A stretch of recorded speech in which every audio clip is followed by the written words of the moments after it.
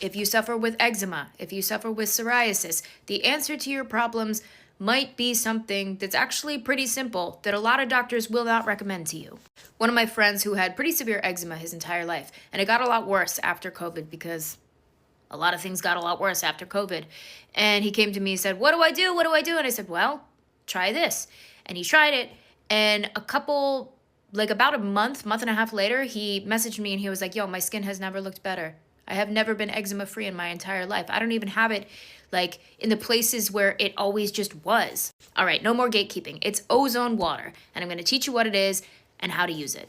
Ozone is 3 oxygen molecules that are temporarily bound together. It is an unstable molecule, meaning that if you let it sit, those oxygen molecules are going to separate. In nature, ozone is created, for instance, when lightning strikes. And if you have ever been around ozone, if you have an ozone machine, it kind of smells like an electrical storm. So how do you make ozone water? Well, you don't have to wait for an electrical storm to show up. And listen, I'm not trying to sell you anything. You can go on the internet and you can find this yourself. You just type in ozone water bubbler. You can go to Amazon, to Google, whatever you want to do. Just find ozone water bubbler and it'll come up with this machine. And there's a machine and a little tube, and at the end of the tube, there's a rock. And what you do is you take a glass of water and you put that little rock with the tube in the bottom of it. You do this near a window, okay, because you can't breathe in ozone. You open the window and you let it bubble for about 15 minutes. And what that does is it infuses the water with that little unstable 3 oxygen molecule. And what you're going to do is you're going to drink that water. So when you drink the water, what does that do? So ozone is antimicrobial, but not necessarily in the way that antibiotics are. If you take antibiotics for this sort of thing, you're just going to end up in a worse place because you're going to get fungus and yeast overgrowth and your gut is going to be a mess. Ozone kills anaerobic bacteria. Like I said, it's 3 oxygen molecules, so it's oxygenating the cells in your gut. It is killing off that bad anaerobic bacteria that is causing a lot of your gut issues. Also, by the way, skin issues like psoriasis, eczema, they start in the gut. They always start in the gut. Whether it is a fungus overload, whether it's a bad yeast overload, whether it's a bad bacteria overload, you want to get rid of all of that stuff. But you want to keep the good guys. Ozone doesn't kill the good guys.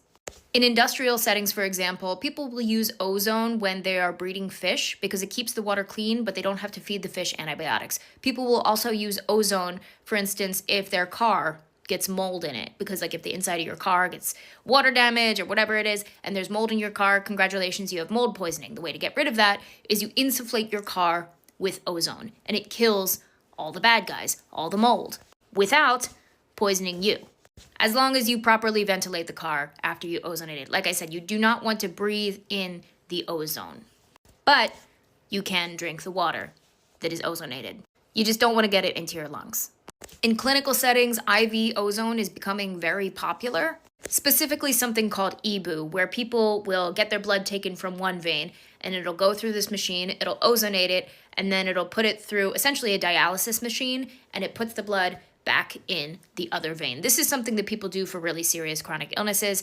I have had this done several times before, and it's actually part of my treatment protocol for multiple sclerosis.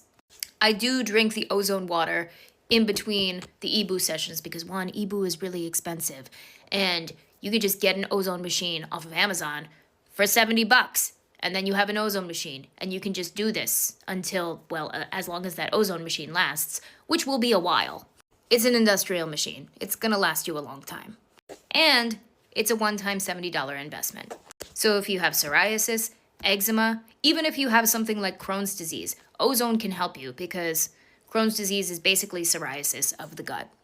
Controversial, I know, but talk to any Chinese medicine practitioner and they will tell you the same.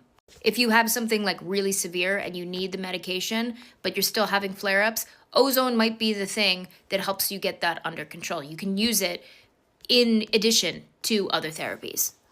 Always check with your doctor first. The one thing I will say is a lot of Western doctors, they don't really know about ozone. They're gonna think you're a little bit crazy, but if you ask them, hey, is this safe for me to do with my medication? And they say yes, you could try it out.